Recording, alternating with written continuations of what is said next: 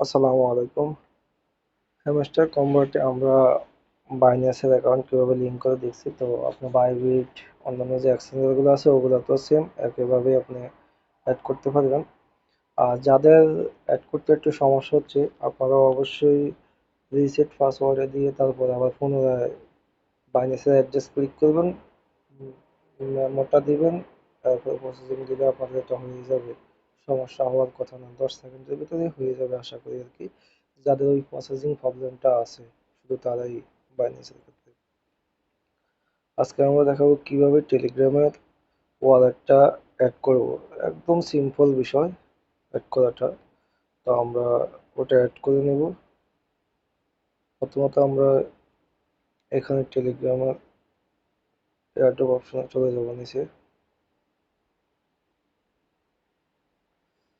একটু নিচের দিকে নামলে আমরা দেখতে পাবো যে আমাদের টেলিগ্রাম ওয়ালেট কানেকশনের অপশনটা আছে এখানে। এখানে ক্লিক করলাম। ঠান্ডা অবশ্য কথা বাইর হচ্ছে না, একেবারে খুবই। কানেকশন ওয়ালেটে ক্লিক করব। যাদের নাম্বার ভেরিফাই করা নাই তারা অবশ্যই নাম্বারটা ভেরিফিকেশন করে নেবেন, তাহলে হবে। এখানে কন্টিনিউ করবেন, সিম্পল একেবারেই কন্টিনিউ দিবেন।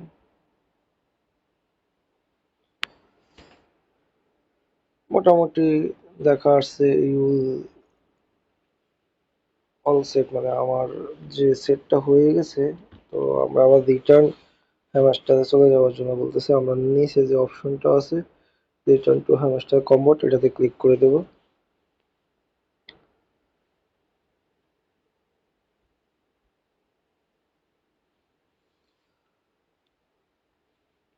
এক মিনিটও লাগবে না আপনার, যে অপশনটা আছে জাস্ট কয়েক সেকেন্ড, হয়তো 30 সেকেন্ডের মতো লাগবে।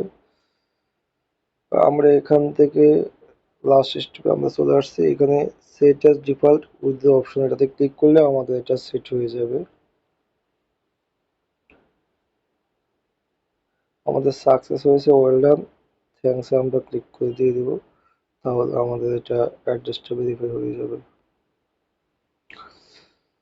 আমাদের অ্যাড্রেসটা কমপ্লিট হয়ে গেছে। আমরা একটু এয়ারড্রপে ক্লিক করলেই আমরা বুঝতে পারবো নিচের দিকে গেলে ঠিক চিহ্ন উঠে দিছে আমাদের।